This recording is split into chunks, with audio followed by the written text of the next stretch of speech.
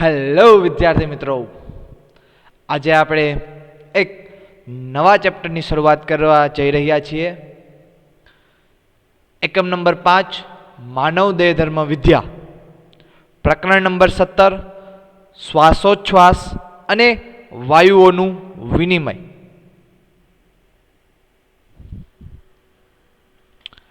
ચેપ્ટરના નામ ઉપરથી તમને ખબર પડી જ ગઈ હશે કે આ ચેપ્ટર આપણે મનુષ્યના શ્વસન તંત્ર વિશેની જાણકારી આપતું ચેપ્ટર છે. તો ચાલો શરૂઆત કરીએ પ્રસ્તાવનાથી.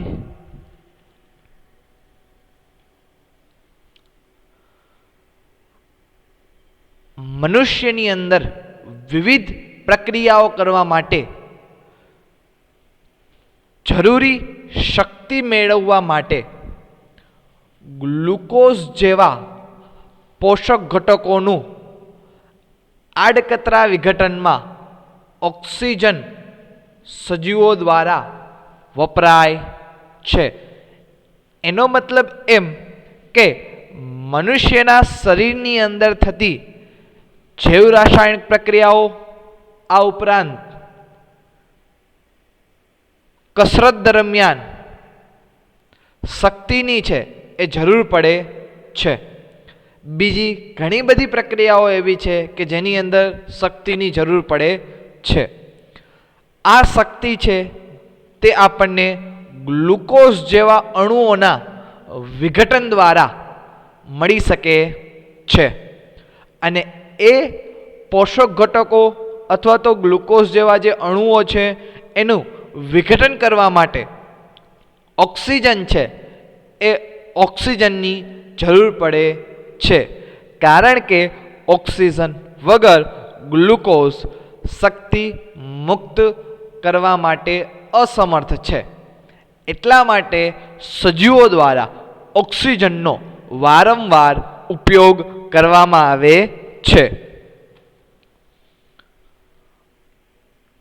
અપચયિક પ્રક્રિયા, અપચયિક પ્રક્રિયાને આપણે બીજા સંદર્ભમાં કહી શકીએ વિઘટાત્મક પ્રક્રિયા.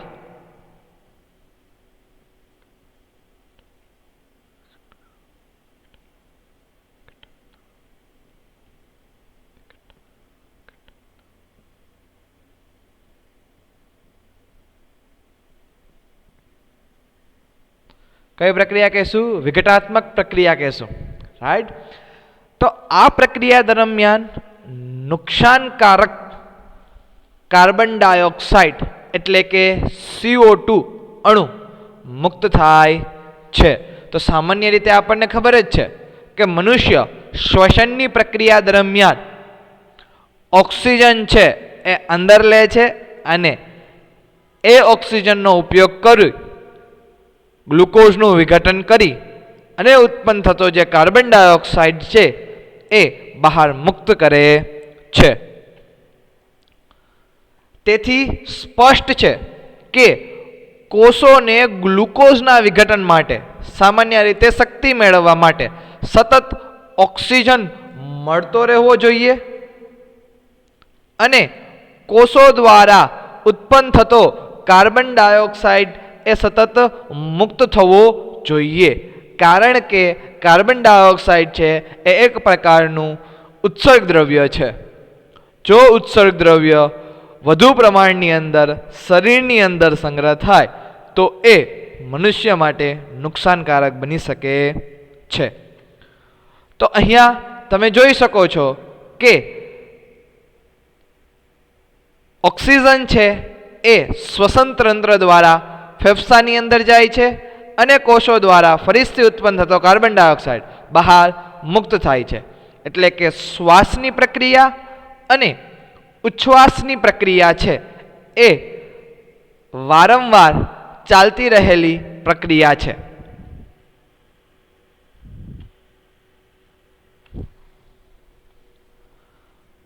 તો એ માટે વાતાવરણીય O2 એટલે કે જે હવાની અંદર, વાતાવરણની અંદર રહેલો જે ઓક્સિજન છે એ કોષો દ્વારા ઉત્પન્ન થતા CO2 ના વિનિમયની આ પ્રક્રિયા અથવા તો આ ઘટનાને આપણે શ્વાસોચ્છ્વાસની પ્રક્રિયા એટલે કે બ્રીધિંગ કહેવામાં આવે છે, જેને સામાન્ય રીતે આપણે શ્વસન તરીકે એટલે કે રેસ્પિરેશન તરીકે છે એ ઓળખીએ છીએ.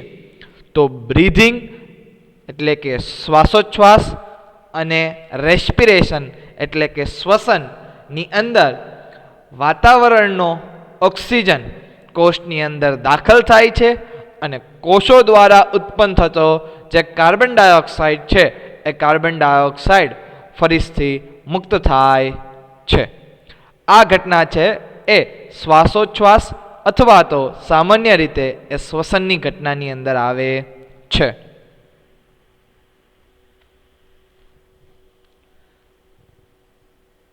તો આ હતી શ્વસન તંત્રની સામાન્ય પ્રસ્તાવના. ત્યારબાદ શ્વસનાંગો છે એ શ્વસનાંગો અલગ અલગ સજીવોની અંદર અલગ અલગ રચનાની અંદર જોવા મળે છે. તેનો મતલબ અલગ અલગ સજીવો અલગ અલગ રચના દ્વારા શ્વસનની પ્રક્રિયા છે તે કરે છે.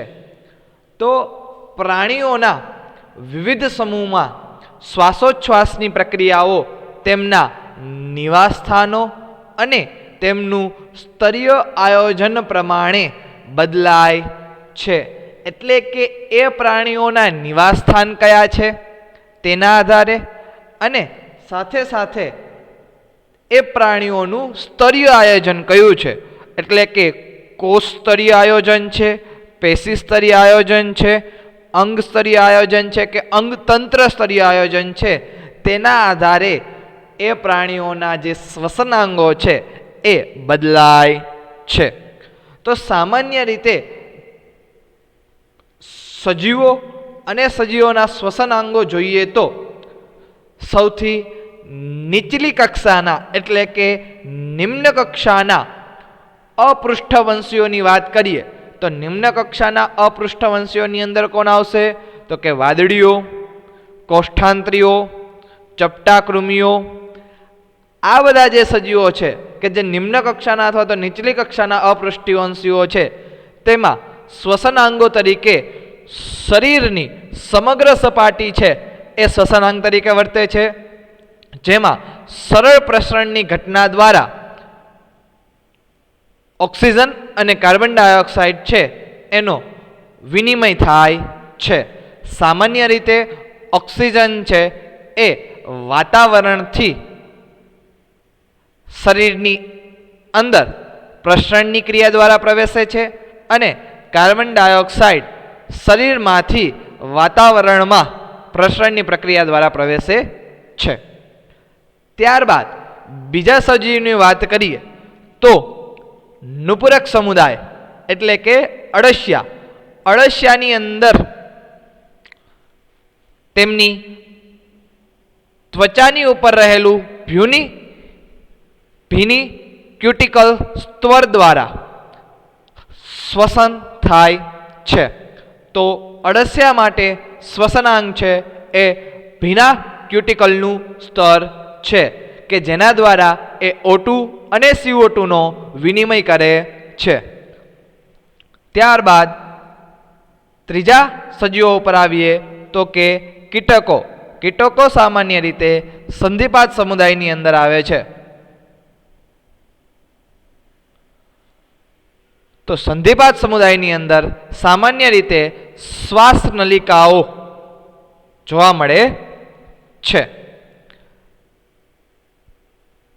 તેમાં પણ ખાસ કરીને જે જલીય સંધિપાદો અને મૃદુકાય છે તેની અંદર ઝાલરો જોવા મળે છે, જ્યારે સ્થલીય સંધિપાદો અને મૃદુકાયો છે આ જે છે એ જલીય છે, બીજા જે છે એ સ્થલીય છે. એટલે કે જમીન પર રહેતા સંધિપાદો અને મૃદુકાયો તો તેમની અંદર શ્વસનાંગ તરીકે ફેફસાની રચના જોવા મળે છે.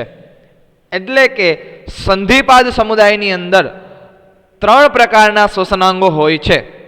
ખાસ કરીને કીટકોની અંદર શ્વાસ નલિકાઓ, જલીય સંધિપાદોની અંદર ઝાલરો અને સ્થલ્ય સંધિપાદોની અંદર ફેફસા તેમની રચના જોવા મળે છે.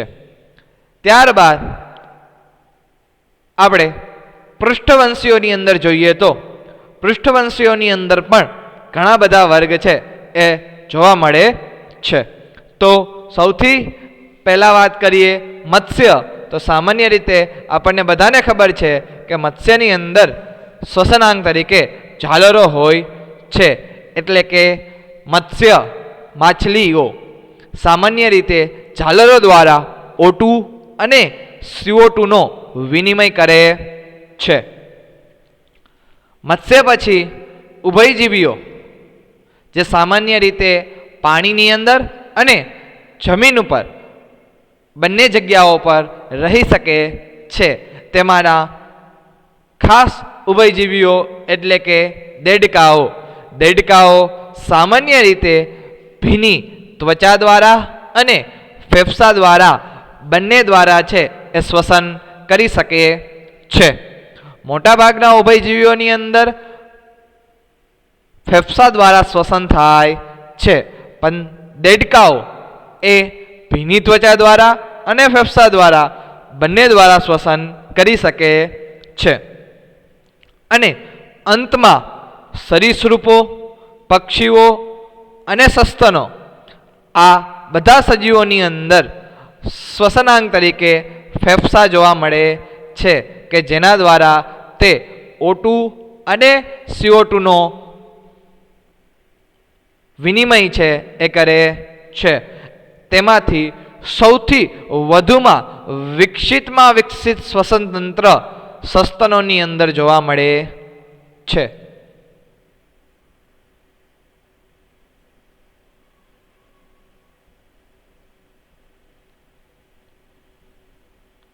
એટલે કે જેમ જેમ પ્રાણીઓનો ઉદ્વિકાસ થતો ગયો તેમ તેમ સજીવોના શ્વસનાંગો છે એ શ્વસનાંગોની અંદર પણ ઉદ્વિકાસ થાય છે અને વધુમાં જટિલ શ્વસનાંગ બને છે, જેના કારણે O2 અને CO2નો વધુમાં વધુ વિનિમય થઈ શકે.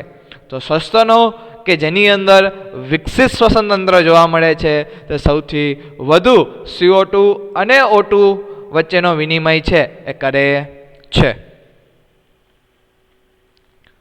તો ચાલો ત્યારબાદ આપણે માનવ શ્વસન તંત્રના એટલે કે હ્યુમન રેસ્પિરેટરી સિસ્ટમ વિશેની જે અંગો છે એ અંગો વિશેની વાત કરીએ. તો માનવ શ્વસન તંત્રની અંદર શરૂઆત છે એ એક જોડ બાહ્ય નાસિકા છિદ્રોથી થાય છે અને સામાન્ય રીતે આ બાહ્ય નાસિકા છિદ્રોનું સ્થાન ઉપરી હોઠની ઉપરની બાજુએ જોવા મળે છે. એટલે કે તે બાહ્ય નાસિકા છિદ્રો ઉપરી હોઠની ઉપર બાજુએ ખુલે છે.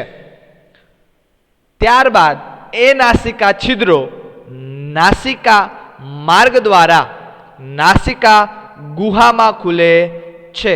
નાસિકા ગુહાને સામાન્ય રીતે નાસિકા કોટર તરીકે પણ ઓળખવામાં આવે છે.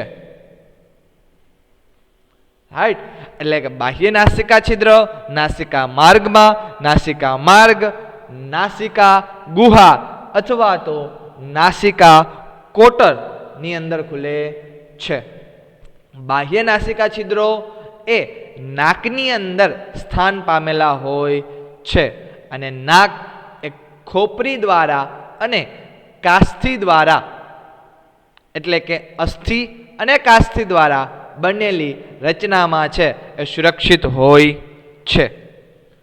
ત્યારબાદ જે નાસિકા ગુહા અથવા તો નાસિકા કોટર તે સામાન્ય રીતે નાસિકા કંઠનળીમાં છે એ ખુલે છે અને આ નાસિકા કંઠનળી એક કંઠનળીનો ભાગ હોય છે.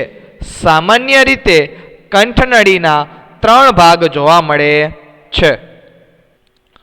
સૌથી પહેલો ભાગ એટલે કે નાસિકા કંઠનળી, ત્યારબાદ એ કંઠનળીનો ભાગ મુખમાંથી પસાર થતો હોવાથી તેને આપણે મુખ કંઠનળી કહીએ છીએ. અને કંઠનળીનો સૌથી છેલ્લો ભાગ એટલે કે સ્વર કંઠનળી. આવી રીતે કંઠનળીના 3 ભાગ જોવા મળે છે: નાસિકા કંઠનળી, મુખ કંઠનળી અને સ્વર કંઠનળી. અને આ જે કંઠનળીનો જે ભાગ છે એ સામાન્ય રીતે ખોરાકની સાથે સાથે હવાનો સામાન્ય માર્ગ છે. એટલે કે ખોરાક અને હવા બંને કંઠનળી દ્વારા છે એ અવર જવર કરે છે. સામાન્ય રીતે તમે આકૃતિની અંદર જોઈ શકો છો,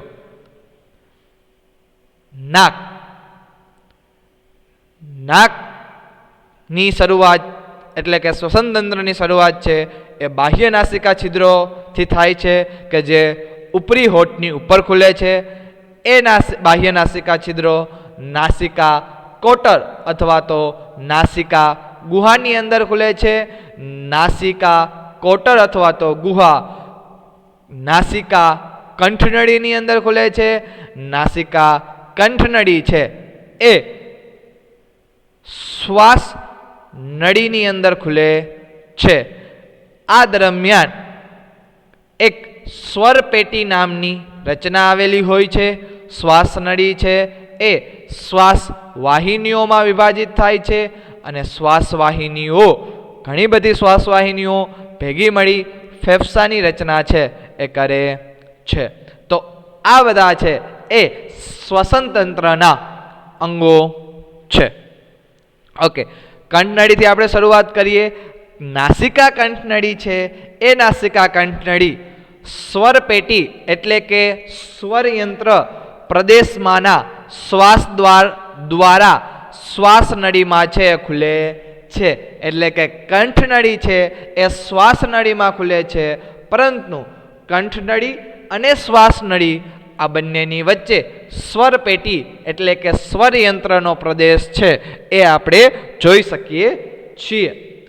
ખાસ કરીને સ્વર પેટી અથવા તો સ્વરયંત્ર શું છે તો કે સ્વર પેટી અથવા તો જે સ્વરયંત્ર છે એ કાસ્થિમય પેટી છે કે જેની અંદર કાસ્થિના બનેલા પટ્ટાઓ છે, તાર છે. સામાન્ય રીતે કાસ્થિના બનેલા તાર છે એ જોવા મળે છે. અને આ કાસ્થિના બનેલા તાર અથવા તો દંડ, કાસ્થિ દંડ, જેના હલનચલનના કારણે એ અવાજ છે એ ઉત્પન્ન કરવામાં મદદ કરે છે. અને તેથી જ આપણે તેને સ્વર પેટી તરીકે ઓળખીએ છીએ, કારણ કે એ પેટીની અંદરથી સ્વર એટલે કે અવાજ છે એ ઉત્પન્ન થાય છે. સામાન્ય રીતે ગિટારની અંદર જ્યારે તાર છે એ વ્યવસ્થિત રીતે હલનચલન કરવાના કારણે ધૂન અથવા તો સંગીત ઉત્પન્ન થાય છે, તેવી જ રીતે સ્વર પેટીની અથવા તો સ્વરયંત્રની અંદર જે કાસ્થિમય દંડના હલનચલન કરવાને કારણે મનુષ્યનો અવાજ ઉત્પન્ન થાય છે. અને અવાજ ઉત્પન્ન થવાના કારણે આપણે તેને સ્વરયંત્ર અથવા તો સ્વર પેટી તરીકે ઓળખીએ છીએ.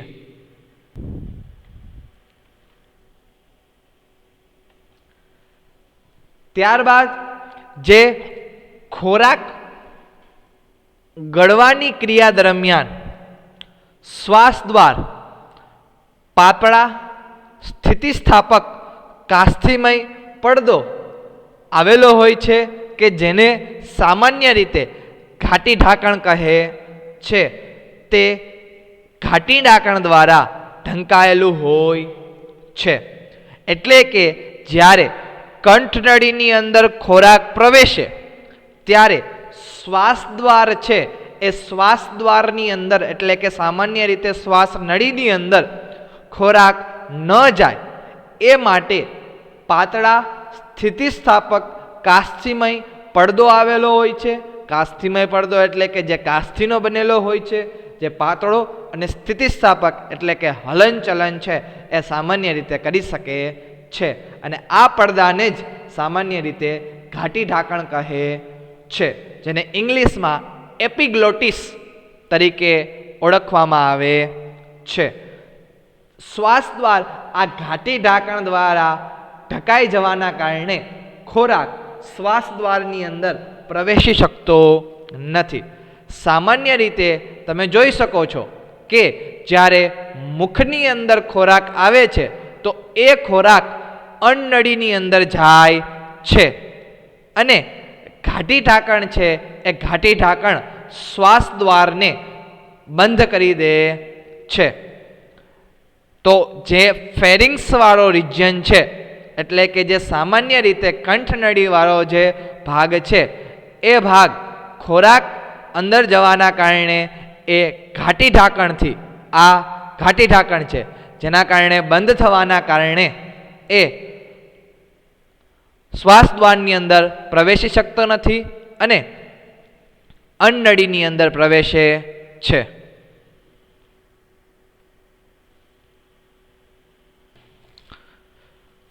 તો કે ઘાટી ઢાંકણનું કાર્ય શું?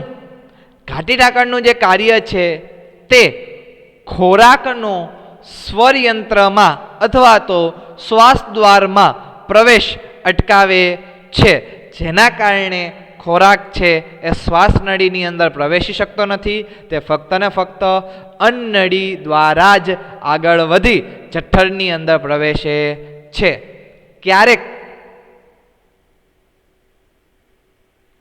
ખોરાક જમતી વખતે વાતો કરવાના કારણે ખોરાક શ્વાસ નળીની અંદર દાખલ થાય છે ત્યારે તરત જ ઉધરસ આવે છે, જેને સામાન્ય ભાષામાં આપણે અહોતરાઈ જવું કહે છે. તો એ ઉધરસના કારણે જે ખોરાક શ્વાસ નળીની અંદર દાખલ થયેલો હોય તે ફરીથી અન્નનળીની અંદર દાખલ થાય છે. તો ઇન શોર્ટ ઘાટી ઢાંકણ છે એ ઘાટી ઢાંકણ આ ખોરાકને શ્વાસ નળીની અંદર જતા રોકે છે અથવા તો અટકાવે છે.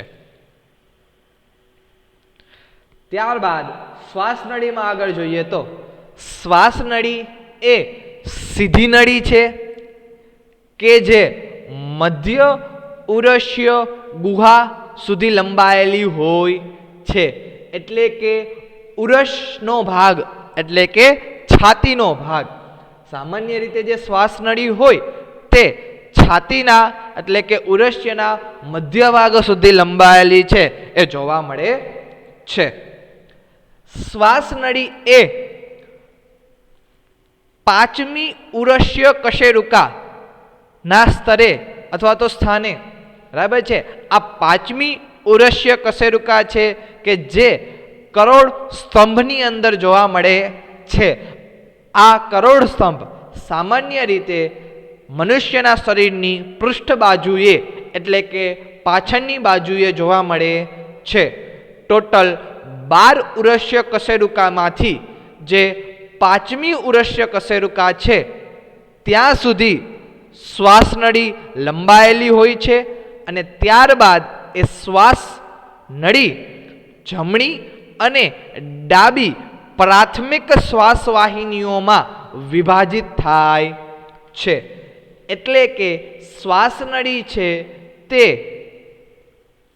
પાંચમી ઉરસ્ય કશેરુકા સુધી લંબાયેલ બાદ તે બે ભાગની અંદર વિભાજિત થાય છે, જેને સામાન્ય રીતે જમણી શ્વાસ વાહિની અથવા તો ડાબી શ્વાસ વાહિની તરીકે ઓળખવામાં આવે છે.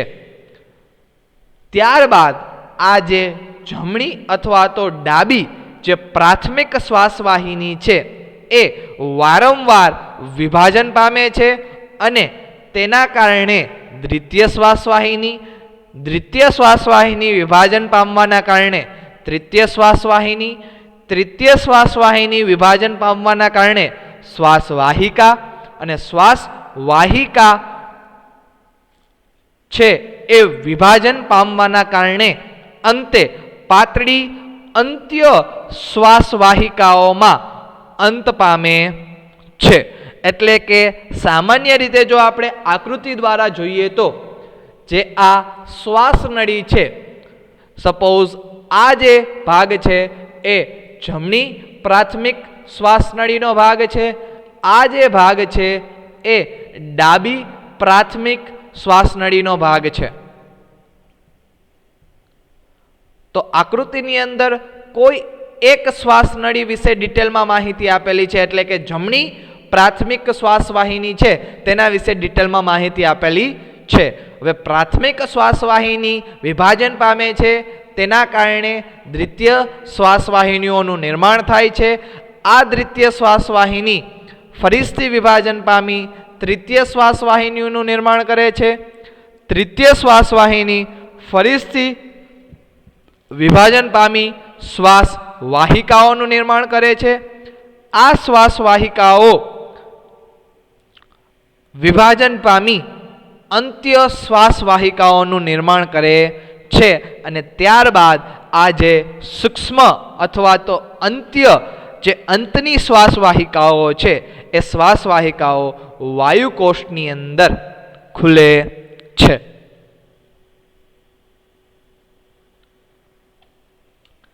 એટલે કે શ્વાસ નળી, પ્રાથમિક શ્વાસ વાહિની, દ્વિતીય શ્વાસ વાહિની, તૃતીય શ્વાસ વાહિની અને શરૂઆતની શ્વાસ વાહિકાઓ, અંત્ય શ્વાસ વાહિકાઓ નહીં, રાઈટ. બાકીની બધી જે શ્વાસ વાહિની અને શ્વાસ વાહિકાઓ છે તે અપૂર્ણ કાસ્થિમય કડીઓ દ્વારા આધાર પામેલ હોય છે. એટલે કે તેમની અંદર સામાન્ય રીતે સી કડી જેવી રચના જોવા મળે છે. તો અહીંયા તમે આકૃતિની અંદર જોઈ શકો છો કે આ જે સી ટાઈપની કડીમય રચના છે એ જોવા મળે છે. અને આ સી ટાઈપની કડીમય રચના જે છે જે કાસ્થિની બનેલી હોય છે અને કાસ્થિના બનેલા હોવાના કારણે શ્વાસ વાહિનીઓ છે એ શ્વાસ વાહિનીઓ સંપૂર્ણ રીતે સંકુચિત થતી નથી. તો આ જે શ્વાસ વાહિનીઓની અંદર રહેલી જે અપૂર્ણ કાસ્થિમય કડીઓ જે છે, એટલે કે જે સી આકારની કડીઓ જે છે તે શ્વાસ નળી, પ્રાથમિક શ્વાસ વાહિની, દ્વિતીય શ્વાસ વાહિની, તૃતીય શ્વાસ વાહિની અને શરૂઆતની શ્વાસ વાહિકાઓમાં જોવા મળે છે. અંતની શ્વાસ વાહિકાઓની અંદર આ રચના છે એ ગેરહાજર હોય છે. દરેક અંત્ય શ્વાસ વાહિકાઓ અંતે ઘણી બધી પાતળી અનિયમિત દિવાલયુક્ત વાહિકાયુક્ત કોથળી જેવી રચનામાં ખુલે છે, જેને સામાન્ય રીતે વાયુકોષ તરીકે ઓળખવામાં આવે છે. તેનો મતલબ કે અંત્ય શ્વાસ વાહિકાઓ છે એ અંત્ય શ્વાસ વાહિકાઓ વાયુકોષની અંદર ખુલે છે. વાયુકોષની જો આપણે વાત કરીએ તો વાયુકોષની દિવાલ સાવ પાતળી સાથે સાથે અનિયમિત દિવાલયુક્ત વાહિકાયુક્ત કોથળી જેવી રચના હોય છે. એટલે કે સામાન્ય રીતે વાયુકોષ એ ફુગા જેવી રચના છે, જેમાં સામાન્ય રીતે ફુગાની અંદર હવા ભરાય છે, તેવી જ રીતે વાયુકોષની અંદર પણ હવા ભરાવાના કારણે તે ફૂલાય છે. આમ શ્વાસ નળી, પ્રાથમિક શ્વાસ વાહિની, દ્વિતીય શ્વાસ વાહિની, તૃતીય શ્વાસ વાહિની, શ્વાસ વાહિકાઓ, અંત્ય શ્વાસ વાહિકાઓ અને વાયુકોષ આ બધા ભેગા મળી શ્વાસ વાહિની વૃક્ષનું નિર્માણ કરે છે. અને આ જ જે શ્વાસ વાહિનીઓ વૃક્ષ છે, જેને સામાન્ય રીતે ફેફસા તરીકે છે એ ઓળખવામાં આવે છે. એટલે કે શ્વાસ વાહિની, શ્વાસ વાહિકાઓનું શાખિત જાળું અને વાયુકોષ્ઠો આ બધા ભેગા મળી ફેફસાની રચનાનું છે એ નિર્માણ કરે છે. તો અત્યાર સુધીમાં શ્વસન તંત્રના જે અંગો છે તેમાં શરૂઆત બાહ્ય નાસિકા છિદ્ર, ત્યારબાદ નાસિકા માર્ગ, ત્યારબાદ નાસિકા ગુહા એટલે કે નાસિકા કોટર, એ પછી નાસિકા કંઠનળી, શ્વાસનળી, નાસિકા કંઠનળી અને શ્વાસનળી, આ બંનેની વચ્ચે સ્વર પેટી એટલે કે સ્વર યંત્ર, શ્વાસ નળીને